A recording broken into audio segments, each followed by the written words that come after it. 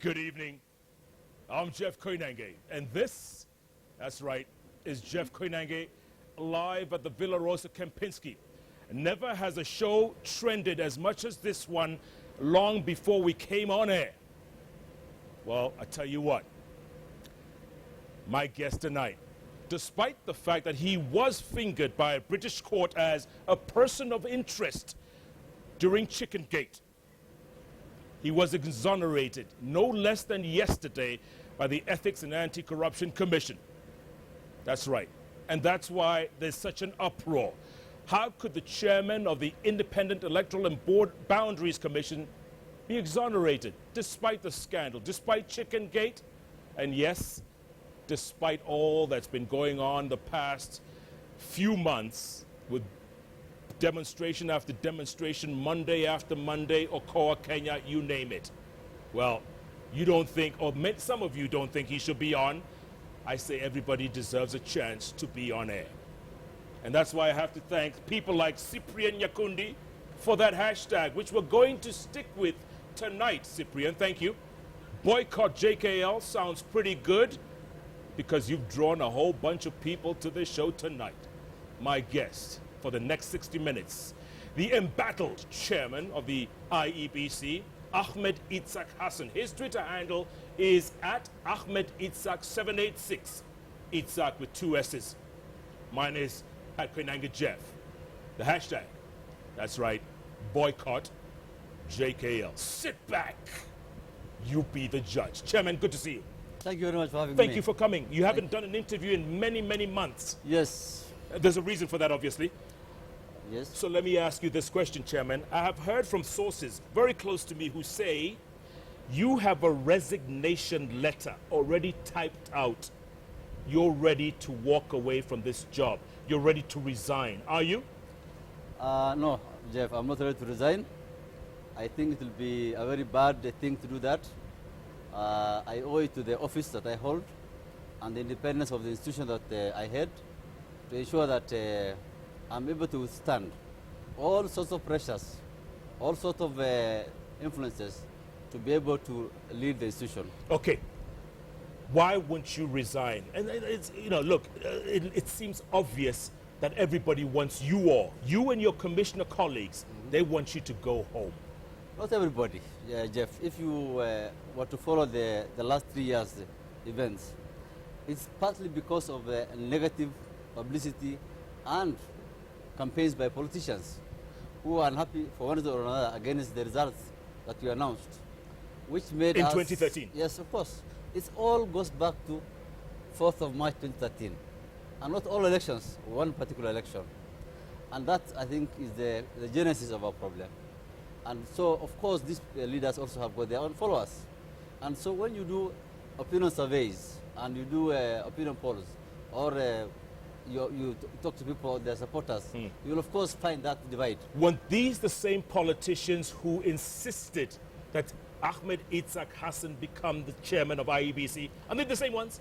They don't insist, but they approved my, my appointment to the chairperson, and also my commissioners were appointed by these same leaders. At the same time, Chicken Gate comes about. A London court convicts several officials who were with Smith and Usman, convicted and jailed. And they mentioned yourself as a person of interest, and they mentioned several other Kenyans as having agreed to take something like 52 million shillings. Have you read the prosecution case, Jeff? It was serialized in the Daily Nation. It's a 60-page document. I've read it myself as a lawyer. I went through that document. And if you look at the word chicken, where it came from, if you go through the prosecutor's case, it arrived at, it started when an officer in the commission met with the agent, according to the prosecution, and decided we need some chicken on top of the payments we're going to make. So I'll ask you this, Jeff, and I've told this to my staff and other people before. If I was to ask for a bribe, I'm a pastoralist. It will have been camel gate or cow gate, not chicken gate. I don't ask for chicken. So I've never asked for chicken or received chicken. I didn't even eat any You chicken. didn't get any I of didn't that drink the soup. 52 million? Nothing. Nothing was Nothing. Of course, even if you look at the prosecution case, again they have attached the email between the British guys and the agent in Kenya, and they enclose the correspondence between the two, and they even disclose what they want to pay to the officials. I am not even in the distribution list, Jeff. But maybe you know how to cover your tracks. Come on, Jeff. Don't be the devil's advocate. I don't know how to cover my tracks. I'm innocent. I'm innocent as I can be. Okay, so your CEO, James Oswago, agent Trevor, and then there's Karani and one other, Hamida. Ali. Yes. Hamida. All four of them were recommended for prosecution, Yes. right? Yeah. How could you not have known that there was something going on in your own organization? Well, you have to understand the legal framework governing commissions, Jeff, for you to understand that chairpersons of commissions don't manage and handle procurement. It is the province and the mandate of the CEO and the procurement manager, and that's a function of the secretariat.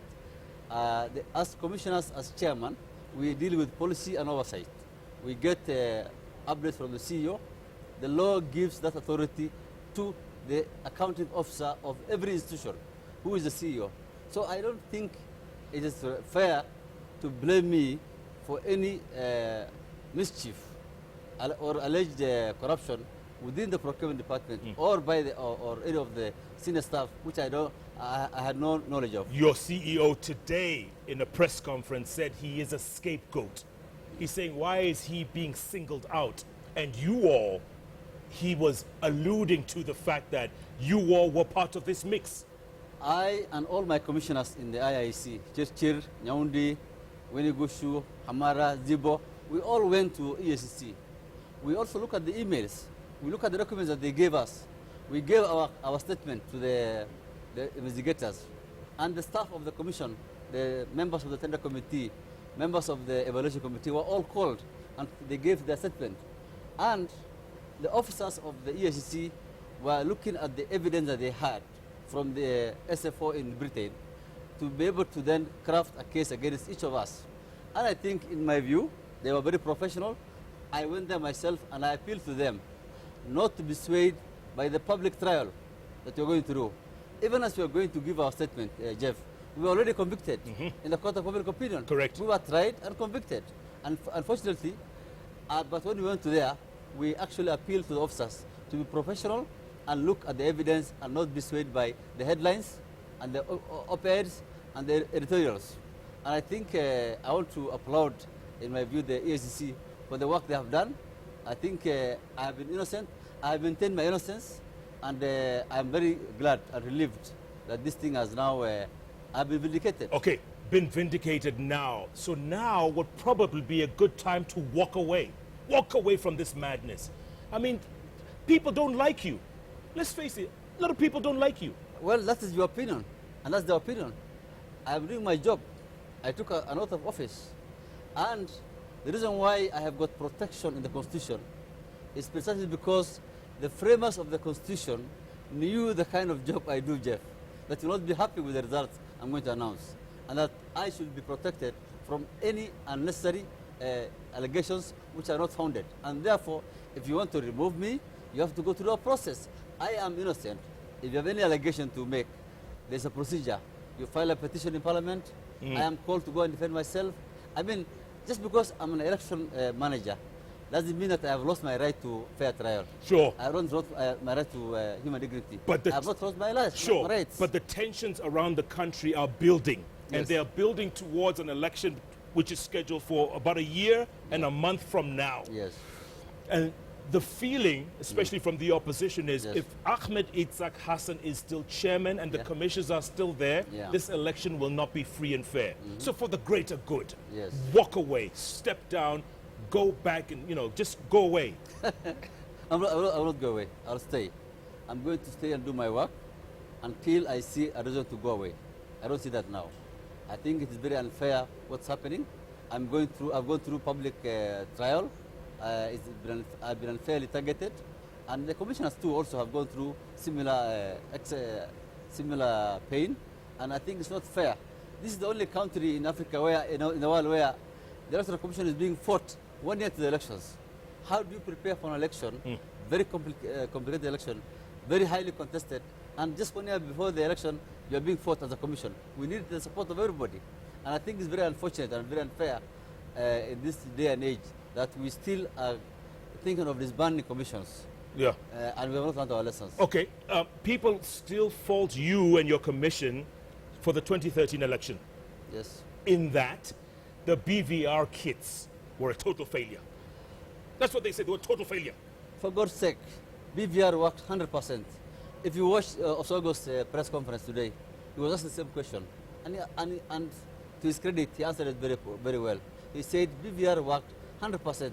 BVR means biometric voter registration. Yes. So that has worked very well, 100%. It's the power of media branding. You have tried, the media has branded BVR as a failure.